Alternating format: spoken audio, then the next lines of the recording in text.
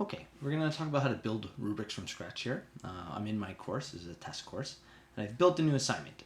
First things first, we have to make sure we have editing turned on. So you hit this gear icon in the top right corner, turn editing on, and if you can see mine's on, I'll turn it off just so you can see the difference. There we go, it changes kind of your options. So here's my assignment. I'm actually going to add a new assignment so you get used to it. So I'm going to add an assignment itself, which is the first activity there, and I'm going to call it Rubric.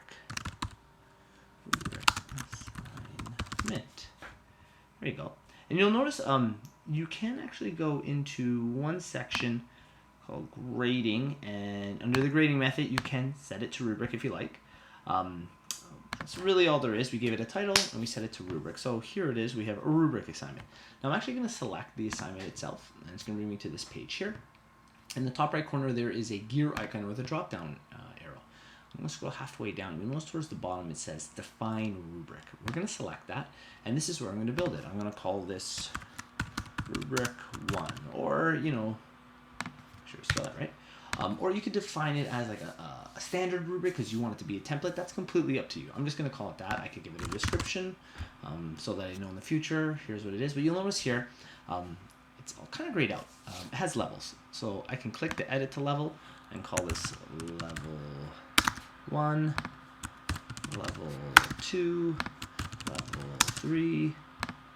I can add levels as I go across. Level 4, level 5. It's completely up to you how you want that rubric to go. And then there's criterion. So here's our levels. I'm going to say, did a good job working. There you go. I want to add another criterion. Again, click to edit the levels. I can give more information about the level itself. I can give information of what they did that was important here in this level. Completed something really well, or you can use your common rubric language where they did it excellent, or some degree of success, little degree of success, whatever you want to do. And we can call this a category. I can call this application. Completely up to me. So I can build my rubric this way, and I can continue to add criterion. I can continue to add levels depending how big I want my rubric to be. I can manipulate the point sections as they go through. But this is essentially how you do it. Okay. Oops. You'll notice there's a whole bunch of other things here. They're a bit self-explanatory. They're all clicked off or checked off to start. If any of them you want taken off, you just have to simply deselect it, and there you go. But this is how we go about building a rubric that will be attached to our assignment. There you go. We saved it.